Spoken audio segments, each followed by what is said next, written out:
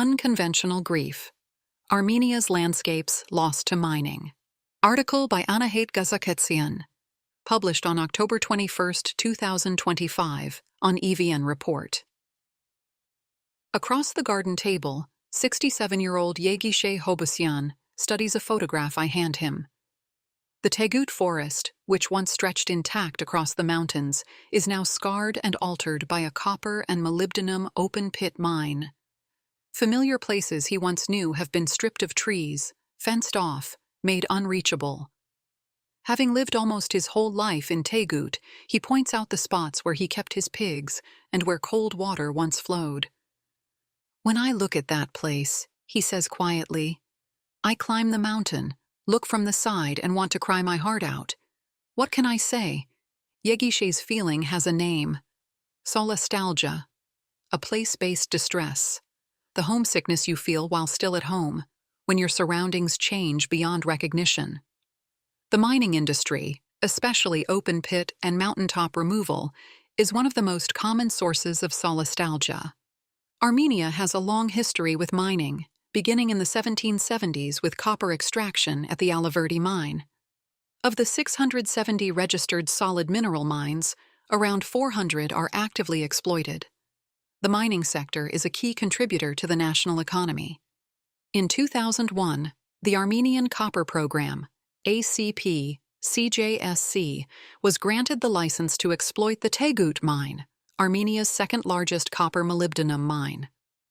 Between 2006 and 2013, major engineering and construction work was conducted across 700 hectares, including 357 hectares of forest. The mine began operations in 2014, but stopped in 2018 due to concerns about the tailings dam's stability.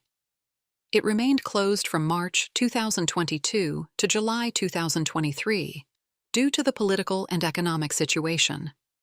The Teghut mine currently employs over 1,000 people from nearby villages and across the Lori region. The closest villages, Shenog and Teghut, appear prosperous. Walking through them, you'll see newly built cultural centers, stores, pharmacies, two-story houses and paved roads, improvements that locals tie to the mine. According to residents, the mine brought opportunities for development. Young people found well-paid jobs and stayed in Armenia instead of migrating to Russia for work. They formed families and built lives there. Yet beneath this veil of prosperity, another story unfolds, one of loss, displacement, and grief. What is the cost of living in an industrialized place? How does one navigate the emotional weight of disappearing landscapes, lost and endangered species, and forests that once stood but are now gone? For Yegishe, Teghut mine is not about prosperity and economic gain. It is a wound both in the land and in his memory. "In my dreams, I am still in that ravine," he says, his voice shaking. Vahagan, 66, faces the same loss. His favorite place now lies beneath the dam. He loved it so much that he would have accepted a mine there, but not a tailings dam. When they do reclamation or something and close it, other generations will come and think it is just a plain, not a tailings dam, he explains. They may not feel all those changes, but since I know what was there before, those memories are completely different. You have valuable memories associated with those areas that are covered up today, and those memories cannot be repeated. The dam literally and figuratively covered a layer of memories, personal stories, and attachments. But their grief extends beyond place-based solastalgia. Ecological grief, a broader term, encompasses loss of ecosystems, species, and traditional livelihoods. River contamination and shrinking has been reported numerous times, highlighting the consequences for human and animal health.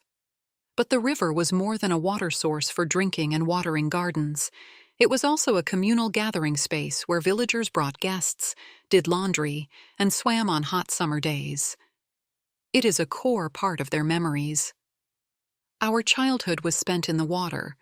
We used to go swimming there, but now it's gone. It's not even a stream," says Tanya. Yegishe remembers that years ago, villagers could drink water flowing from the mountains, graze their animals in open fields, and water their gardens with water from this river. With the same water I use to water my garden, my trees have dried up. Last year, there were lots of cucumbers and tomatoes, and one day I said, I'll leave the water running overnight, hoping it would be clear. In the morning, I saw what happened there, how many chemicals had been dumped in the water, how much acid there was, and my garden completely dried up. After watering, the crop falls from the trees like something rotten. Why won't the animals drink the water anymore? He says. In Teghut and Shinog, agriculture and animal husbandry formed the core of life before mining arrived. These practices were deeply woven into local identity. We don't have land to raise livestock. Not having land means agriculture, animal husbandry, and the forest are lost, says Yegishe. When the mining company acquired most of the communal land, it eliminated these traditional livelihoods. When a landscape is altered so drastically, it reshapes landforms and ecosystems, with lasting consequences for species that have long inhabited them. Frogs haven't been heard croaking at night for years in Shinog and Teghut. Crickets no longer appear in high summer, jumping over haystacks. The red mullet is found neither in the waters nor in the market. In another era, a new silent spring would have been written. These physical losses stir mixed feelings among the villagers. Some say they are glad the frogs are gone. The croaking once disturbed their sleep. Children used to dive into the river at night to chase the sound and would often catch a cold. Now there is no proper river and no croaking. And, as one villager reflects with irony, the children are healthier. Hearing rumors about the frogs' return, Yegishe tried to find them. I decided to go and see for myself one day. When I finally got there, I didn't see any frogs. People say the frogs are discolored and deformed. It's no surprise considering what they've been subjected to. What kind of living thing could survive there? The last question reflects a common sentiment among the villagers. Human health receives at least some attention. Several research papers focus on the consequences of mining and toxic metal accumulation in northern Armenia. Meanwhile, the non-human world suffers unreported losses to the point of extinction. Ecological grief also involves an anticipatory dimension. Psychologist Therese Rando, a leading scholar on mourning, describes anticipatory grief as a process encompassing mourning, coping, interaction, planning, and psychosocial reorganization.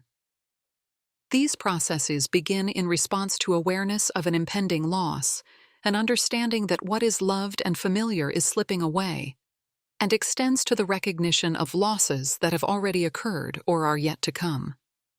In Teghut, the sense of foreboding is palpable. Many villagers expressed concerns about the tailings dump.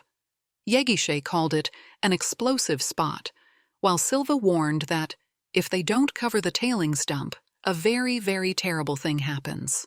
When the wind starts, the dust comes all the way. It stops. And that is very harmful and will be very dangerous for people's health and for nature. The realization of inevitable future losses became the closing note of almost every conversation. Discussing mining activity and people's attitude toward it, Vahagan told me, "If everything continues like this, the damage will be greater. The damage to people and to everything in our environment will increase." One thing was clear. Most people only think about confronting these losses after the mine closes. The ongoing losses are seemingly easier to bear as long as there is financial stability. But what happens when it is taken away too? Names have been changed to protect their identity. Author's note: this story grew out of my master's research on how people experience and cope with environmental loss. Part of my thesis on place attachment and psychoterratic syndromes in industrialized landscapes, completed at the University of Warsaw in September 2025.